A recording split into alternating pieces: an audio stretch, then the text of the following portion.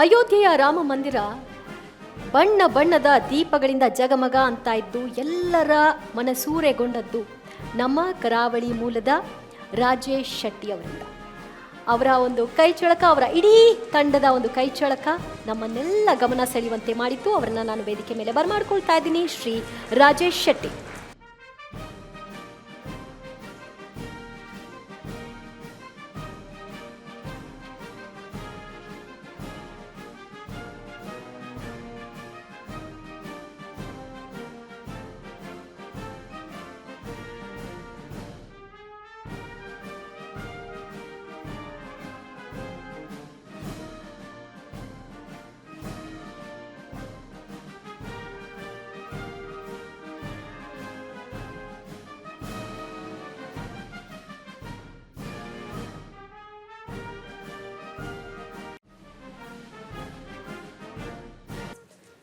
ಎಲ್ಲರಿಗೂ ನಮಸ್ಕಾರ.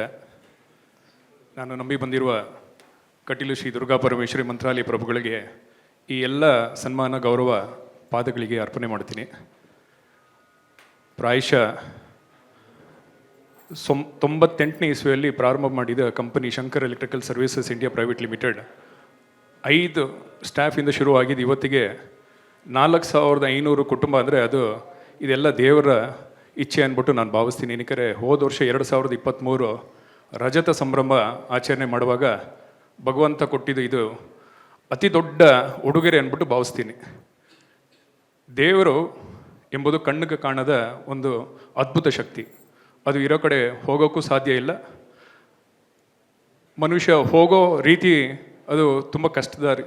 ಹಾಗಾಗಿ ನಾವು ಮಾಡುವ ಪ್ರತಿನಿತ್ಯ ಕೆಲಸ ಕಾರ್ಯ ಇರ್ಬೋದು, ಆಡುವ ಮಾತಿರ್ಬೋದು, ಜೀವನದ ಪ್ರತಿನಿತ್ಯ ಕೆಲಸ ಕಾರ್ಯದಲ್ಲಿ ಅದೇ ನಮ್ಮ ಭಗವಂತ ಅಂದ್ಬಿಟ್ಟು ನಾನು ಅದನ್ನು ಭಾವಿಸ್ತೀನಿ. ಏನಕ್ಕೆ ಪ್ರಾಯಶಃ ಬೆಂಗಳೂರಿಗೂ ಅಯೋಧ್ಯೆ ಹೋಗುವ ಒಂದು ಕನಸಂತೂ ನಾನು ಯಾವತ್ತೂ ಕಂಡಿರಲಿಲ್ಲ. ಇವತ್ತಿಗೆ ಈ 2023 ಸಂದರ್ಭಕ್ಕೆ ಕರೆ ಬಂದಿರುವ ಟೈಮಲ್ಲಿ ರಾಮ ಮಂದಿರ ಟ್ರಸ್ಟ್ ಕಡೆಯಿಂದ ಹಲವಾರು ಅಪೇಕ್ಷೆ ಪಟ್ಟರು. ಬಟ್ ಎಲ್ಲೋ ಒಂದು ಕಡೆ ನನ್ನ ಈ ಜನ್ಮ ಬರೀ ನಾನಂದಲ್ಲ, ಇಲ್ಲಿರೋ ಎಲ್ಲ ಗಣ್ಯರಿಗೂ ಈ ರಾಮ ಮಂದಿರ ಭಾಗಿಯಾಗೋಕ್ಕೆ ಎಲ್ಲೋ ಒಂದು ಕಡೆ ಭಗವಂತ ನಮ್ಮನ್ನು ಜನಿಸಿದ್ದಾನೆ ಅಂದ್ಬಿಟ್ಟು ನಾನು ಭಾವಿಸ್ತೀನಿ.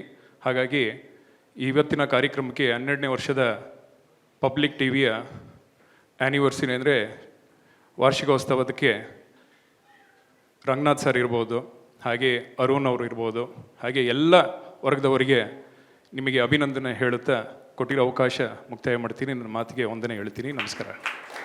ಚಪ್ಪಾಳೆಯೊಂದಿಗೆ ಧನ್ಯವಾದಗಳು ಸರ್. ಶ್ರೀ ರಾಜೇಶ್ ಶೆಟ್ಟಿ.